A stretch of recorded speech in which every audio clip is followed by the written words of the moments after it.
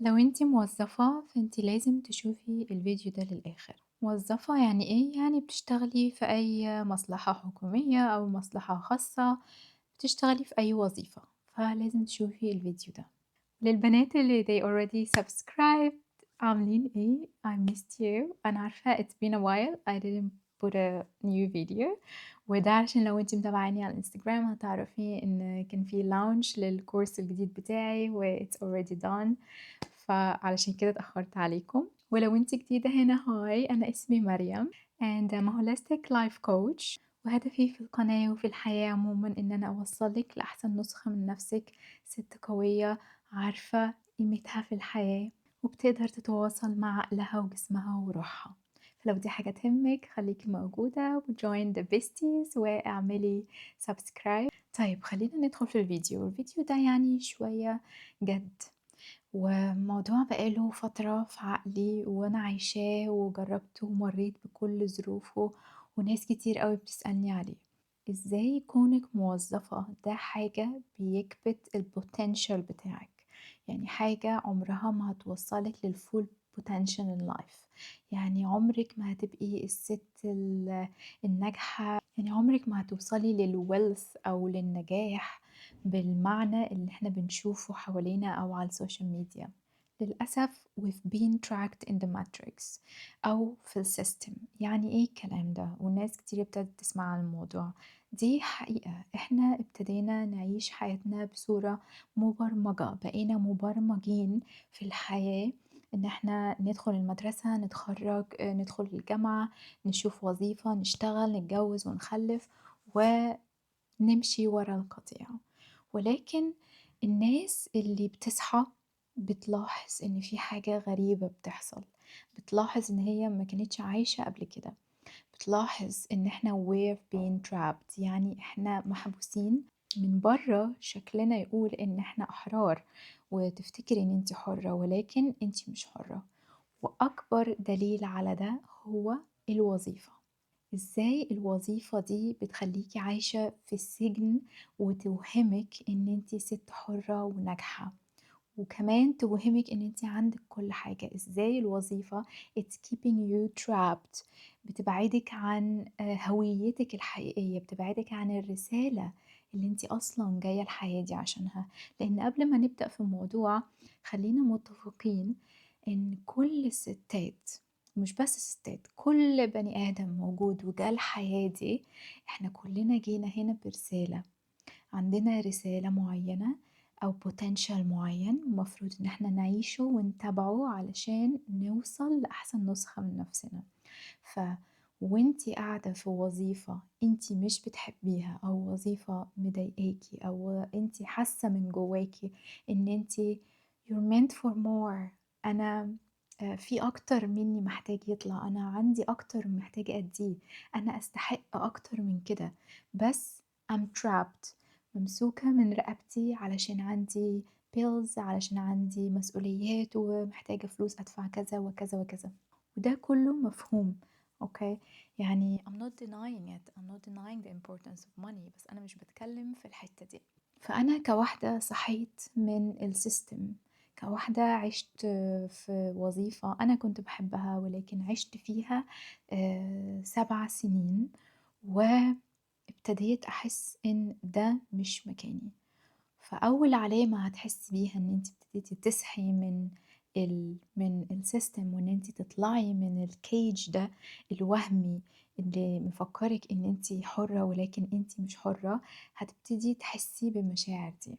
هتكلم عليها أكتر، ولكن خلينا نقول إزاي الوظيفة it's keeping you trapped وانت مش حاسة. هتلاقي في أي وظيفة أو شغلانات اللي هي بتديكي سالري حلو أو عالي، هتلاقيهم دايما عندهم سيستم، نظام كله معتمد على المادة.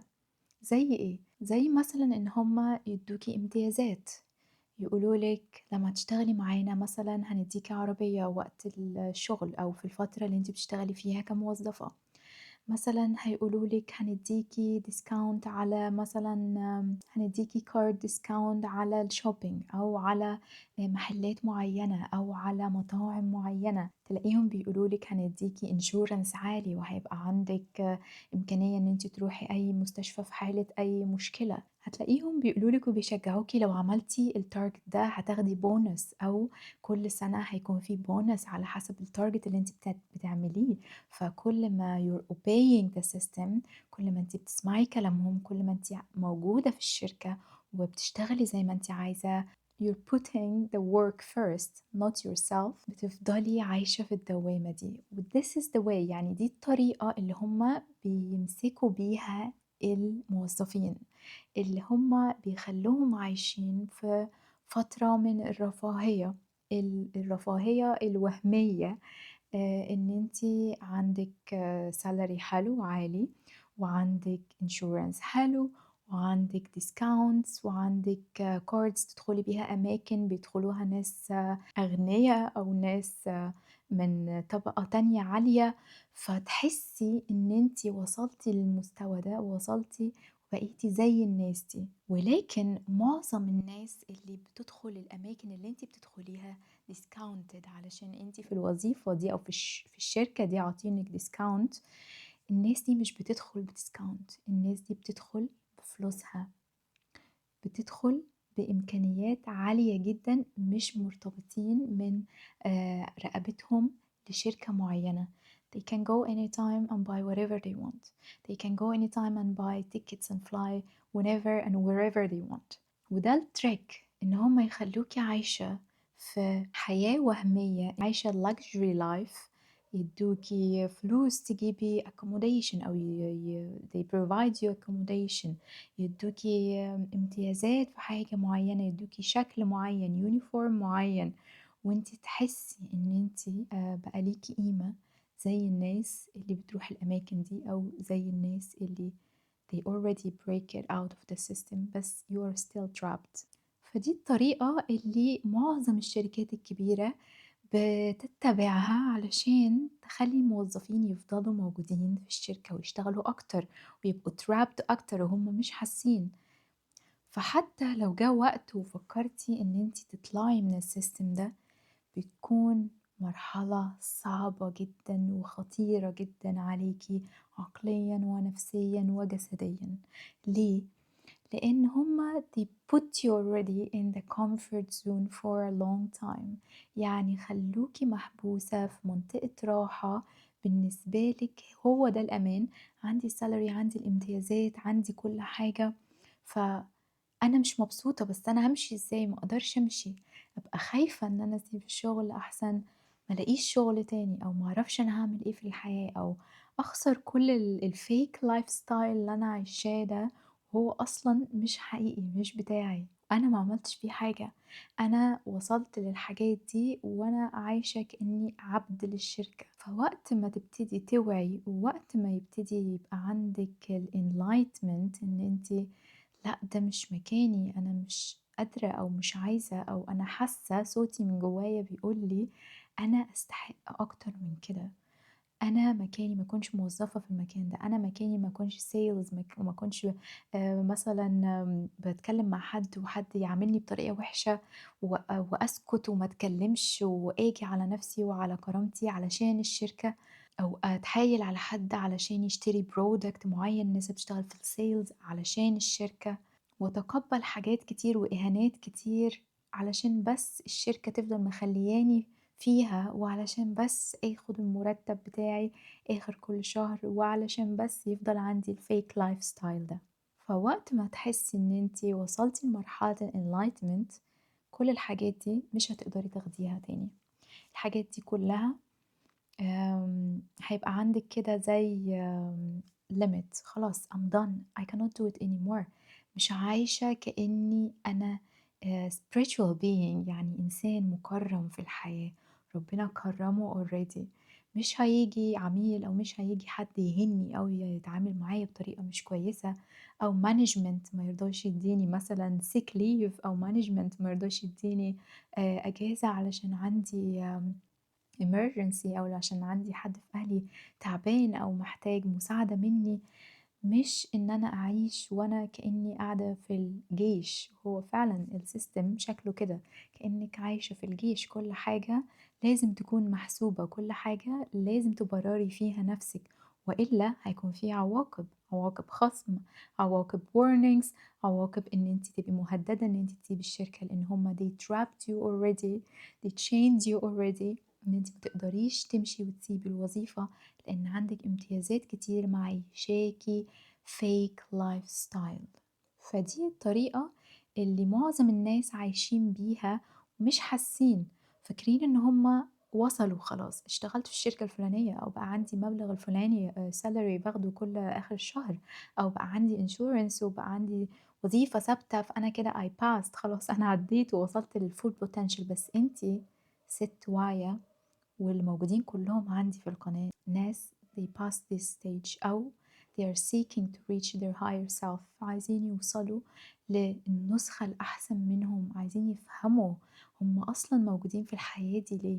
ناس حاسين ان هم they are trapped، حاسين ان ده مش مكانهم. ستات عايزين يوصلوا لأحسن نسخة من نفسهم، عايزين يعرفوا هم جم الحياة دي ليه، عايزين يظبطوا حياتهم. فانتي مش زي كل القطيع التاني. كلامي ده مش بيقولك ان انتي تروحي تقدمي استقالتك تاني يوم الصبح، اوكي، او دلوقتي، بس غرض الفيديو ده ان انتي تكوني عندك على الاقل بلان بي، لازم ثم لازم، اساسي، اساسي جدا. اوكي، لو هتطلعي بحاجة من الفيديو ده تبقى هي الحاجة دي، لازم واساسي لو عايزة توصلي لاحسن نسخة من نفسك، لو عايزة تعرفي انت جيتي الحياة دي ليه، لو عايزة توصلي لمرحلة الثراء، مرحلة الحرية الحقيقية، حرية وقت ان انت تعملي الحاجة وقت ما انت عايزة، الحرية المالية ان انت يجيلك فلوس لا نهائية وتقدري تعملي اللي انت عايزاه وتشتري اي حاجة انت عايزاها، حرية اللوكيشن ان انا مش مربوطة بالشركة في المكان ده او في البلد دي،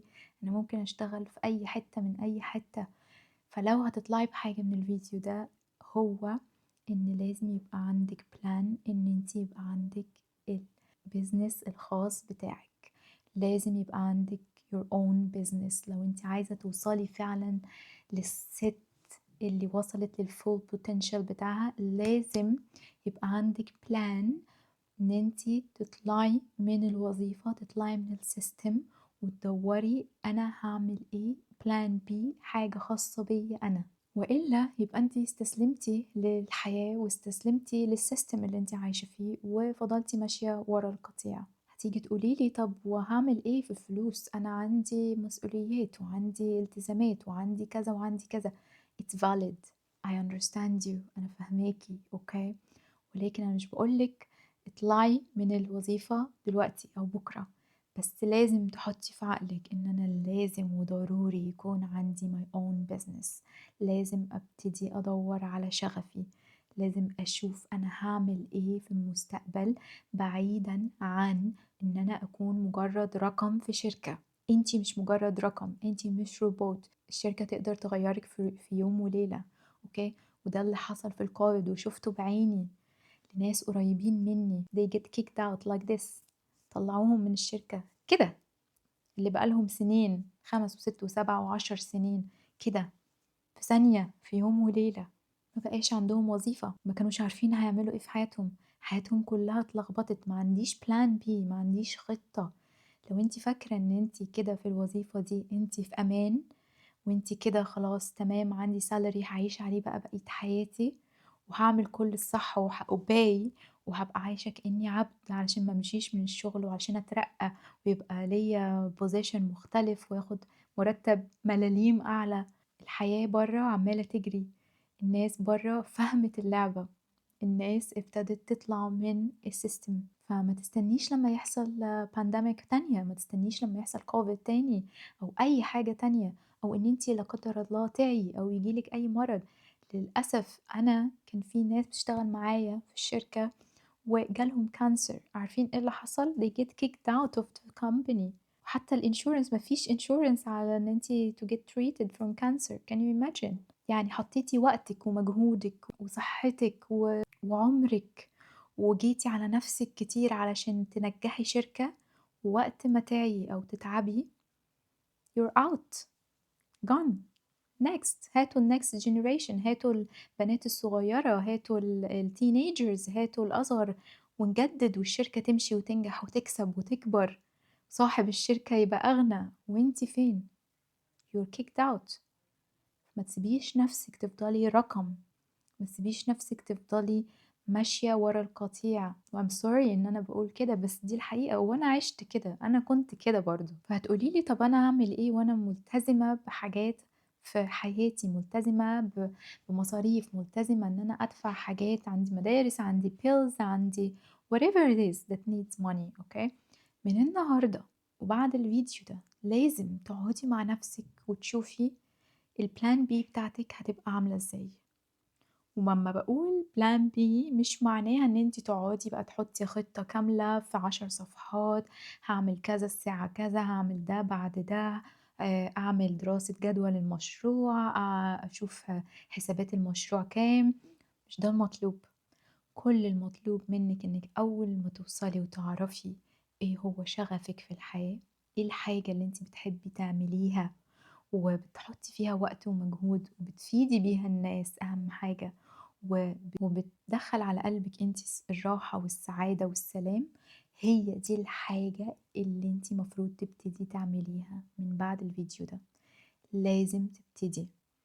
مش لازم تبتدي 100% ما فيش حد بيبدأ كبير، لو أنتِ عندِك فكرة إن أنتِ تفتحي مشروع ما تتخيليش إن أنتِ تاني يوم هتشتري building كبير ويبقى عندِك موظفين ويبقى عندِك system كبير وتكوني محتاجة رأس مال ما تفكريش في الحاجات دي كلها، أوكي؟ الplan اللي باقول لِك عليها هو الفكرة اللي في عقلِك، الموهبة اللي جات لِك وبتلِح عليكِ، في ناس كتير عندها فكرة في دماغها بتلِح عليها بقى لها فترة ولكن دايمًا بيقولوا بعدين مش دلوقتي، ما يمكن ما تحصلش، ما يمكن تمشي غلط، طب هاعمل إيه لو ما عرفتش أعمل بيفكّروا في الstep رقم 10 وهُم لسه في step رقم 1 أوكي، ما فيش baby لسه مولود كأنها فكرة دي كأنها الbaby ما فيش baby لسه مولود بيفكّر إزاي هيدخل يسابق في الماراثون مضبوط؟ هو بيبتدي يتعلم الأول يمشي ويحبي ويُقع ويقوم ويجرّب لحد ما في الآخر بيبقى قادر إن هو يسابق في ماراثون، فدي نفس الفكرة، إن أنتِ تفضلي حاطة الأفكار دي في دماغِك، معنى أصلًا إن في فكرة جات لِك في عقلِك عن مشروع أو عن حاجة أنتِ عايزة تعمليها وأنتِ مأجلاها، ده معناه إن الحاجة دي كل ما بتيجي في عقلِك ده معناه إن ده شغفِك، ده طريقِك، دي الحاجة اللي أنتِ محتاجة تبتدي تشتغلي عليها، دي الحاجة المفروض تبتدي تدّيها اهتمام ووقت، مش لازم تسيبي شغلِك الحالي دلوقتي، أنتِ ممكن تبتدي باللي تقدري عليه.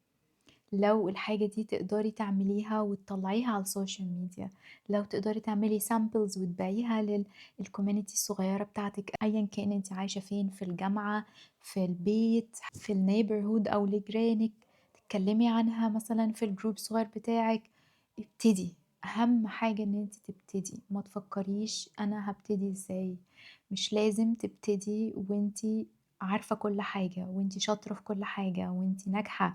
مش لازم أول خطوة تبقى مضبوطة، وده اللي بيوقّع ناس كتير، إن هُم عايزين overthink وanalyze every single step ما فيش مشروع ابتدى كده، أوكي؟ كل الحاجات أو المشاريع أو الشركات الكبيرة اللي أنتِ شايفاها حواليكِ دي، اللي أسسوها ابتدوا من الصفر، ابتدوا هُم بيجرّبوا، ابتدوا هُم مش عارفين الصح إيه والغلط إيه ويغلطوا ويقعوا ويقفوا تاني، هو ده معنى إن أنتِ throw yourself out ودايمًا أنا باقول كده، أكتر حاجة بتفكّري فيها وخايفة تعمليها، هي دي بالضبط الحاجة اللي أنتِ المفروض تعمليها علشان توصلي للنجاح اللي أنتِ عايزاه في الحياة.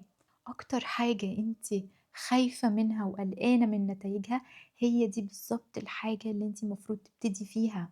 عايزة أكتر من كده إيه، علامات وsigns طالما في حاجة عمّالة تفكّري فيها أو طالما أنتِ ابتديتِ تحسّي إن أنا مش مبسوطة في الوظيفة دي، مش مبسوطة في الشغل ده، حاسة إن أنا أكتر وأعلى من كده، حاسة إني عندي potential أعلى من كده، لو عايزة تكتمي نفسِك، ولو عايزة تفضلي قاعدة في مكانِك زي بقية الناس، ويبقى زي ما جيتِ الحياة، زي ما رُحتِ، من غير ما تسيبي بصمة هنا، من غير ما يبقى ليكِ لازمة هنا في الحياة.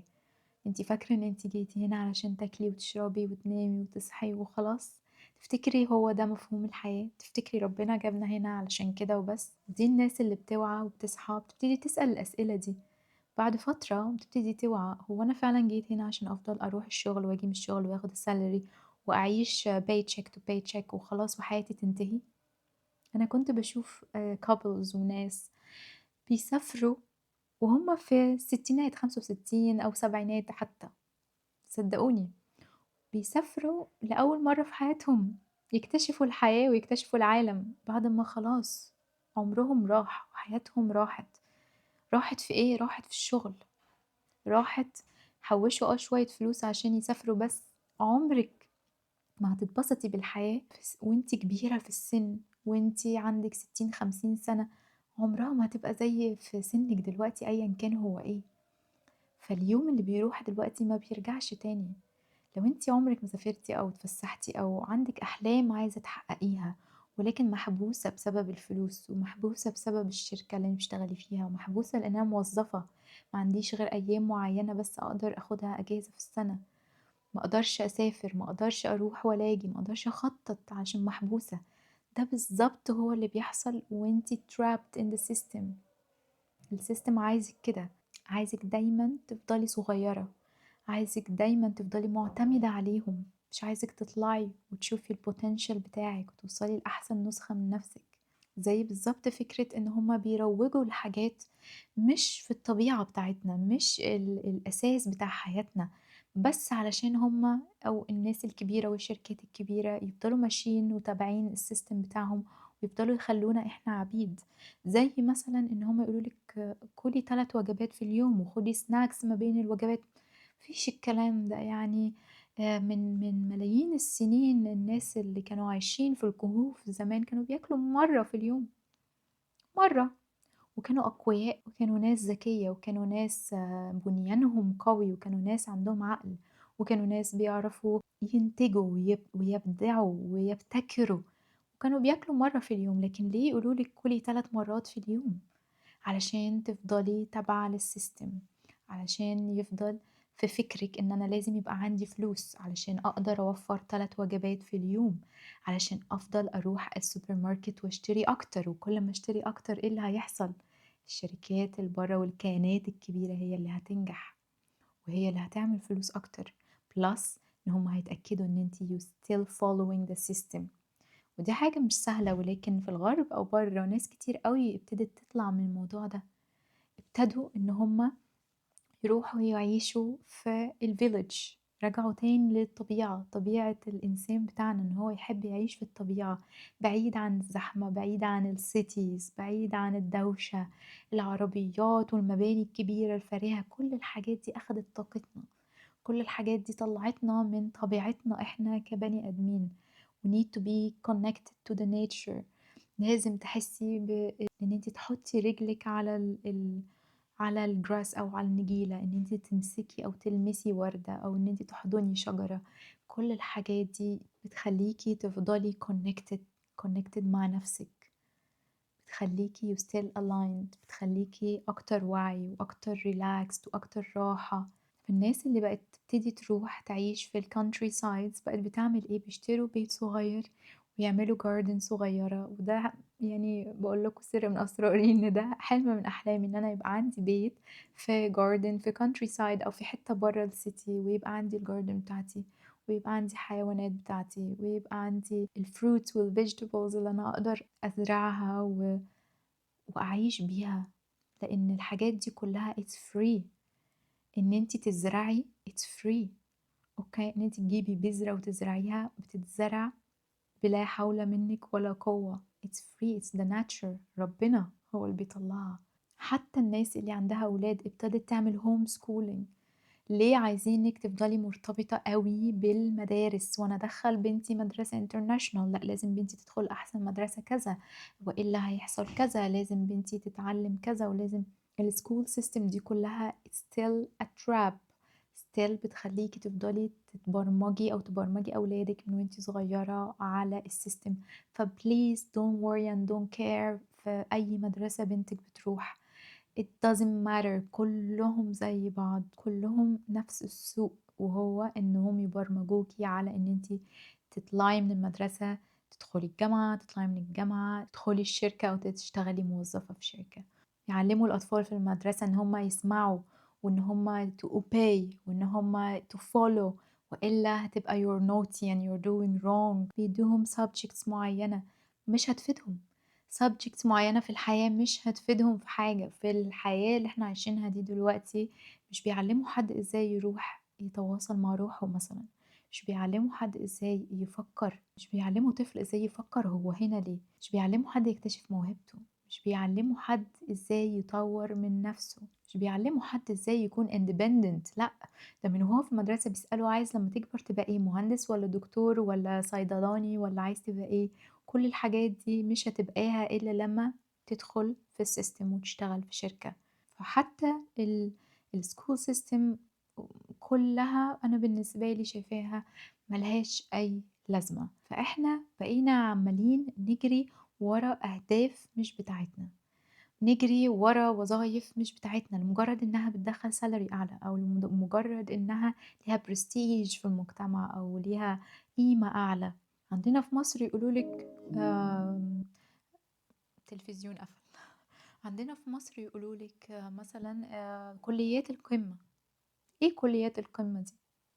اللي هي إيه، يعني إيه كليات القمة؟ يعني أنا باحس إن أنا اتضحك عليّا مش اتضحك عليّا، يعني أنا عِشت الفترة دي بوعي مختلف، ودلوقتي أنا وعيي في حتّة تانية خالص، وعيي عدّى بكتير، بكتير، بكتير. فلمّا بافكّر في القديم وإيه اللي كان بيحصل زمان، اللي هو بس بتدخلي ثانوية عامة تجيبي مجموع كذا، وتدخلي الكلية كذا علشان يبقى اسمِك بنت دخلت كلية القمة، أوكي، أنا في الآخر دخلت كلية من كليات القمة. بس ما عملتش بيها أي حاجة، ولا اشتغلت بيها، ولا أنا دلوقتي وصلت للي أنا فيه بسببها.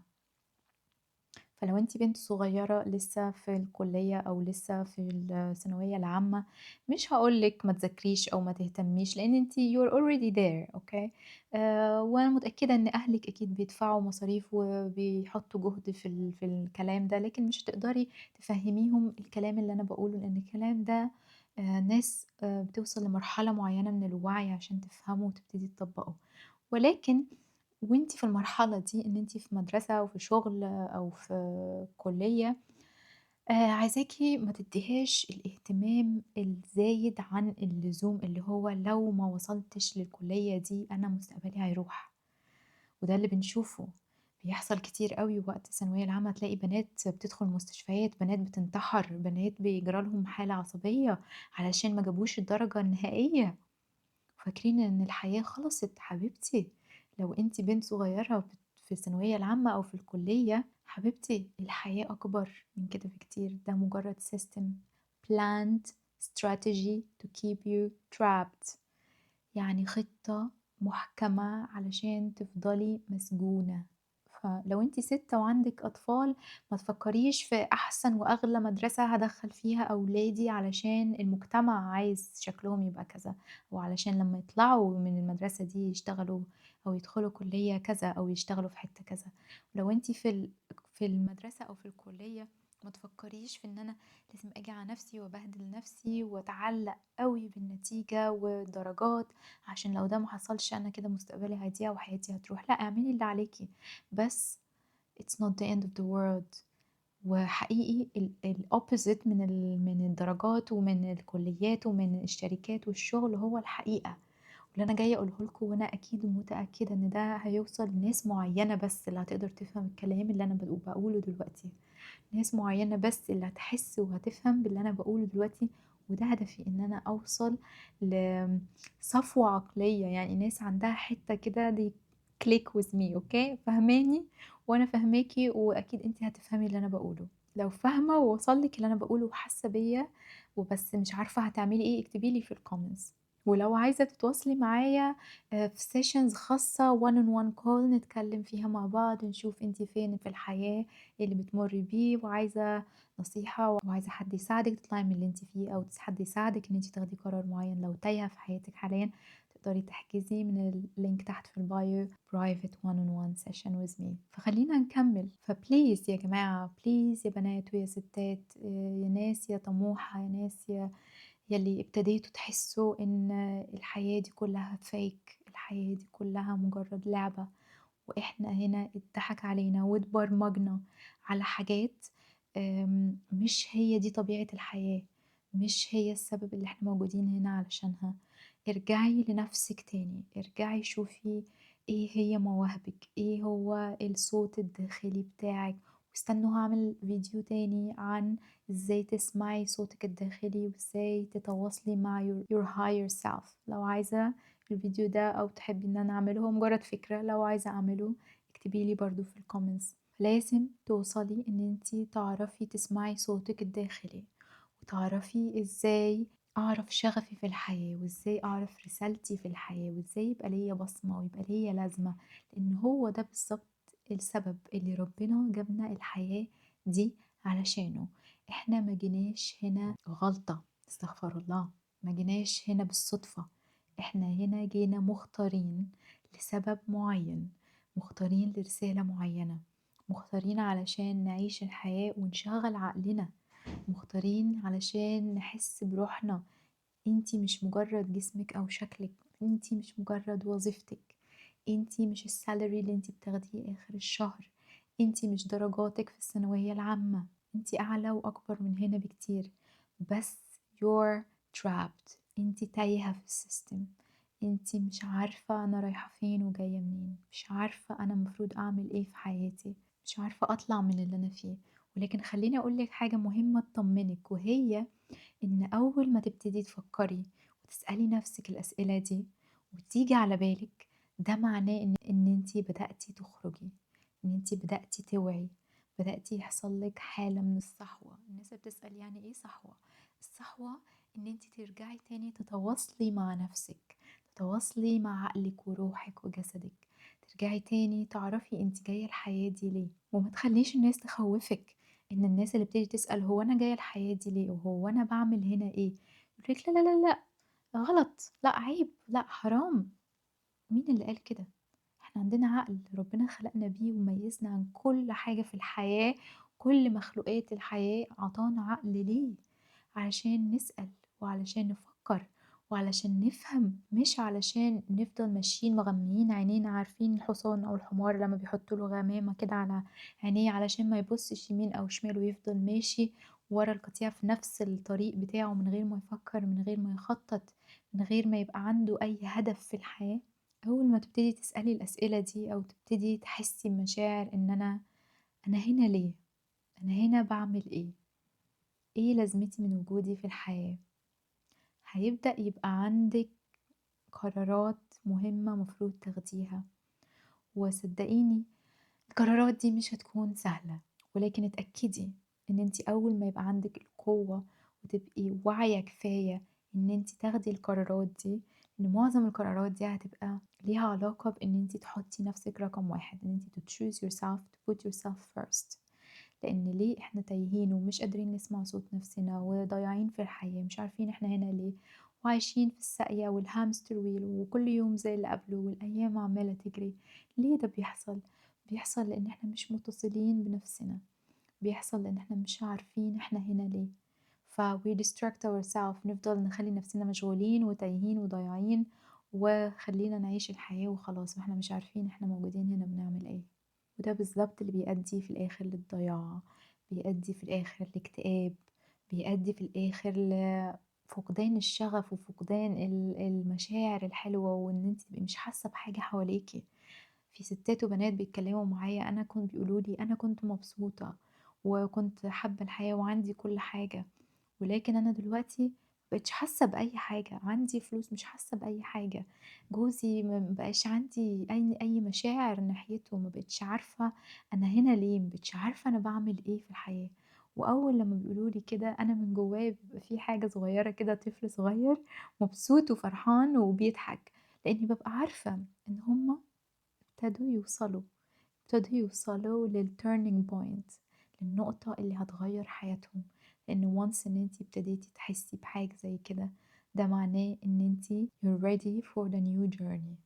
أوكي، يعني الموضوع ده أقدر أتكلّم فيه أكتر من كده بكتير، وأقدر أعمل فيه يعني ساعات، وطبعًا مختلف تفاصيله من ناس لناس تانية، ولكن أقدر أقول لِك إن لو أنتِ موظفة، لو هتطلعي بحاجة من الفيديو please حطّي لنفسِك plan B، ابتدي اشتغلي على المشروع اللي بقى لِك سنين عمّالة تفكّري فيه، ابتدي حطّي الخطة.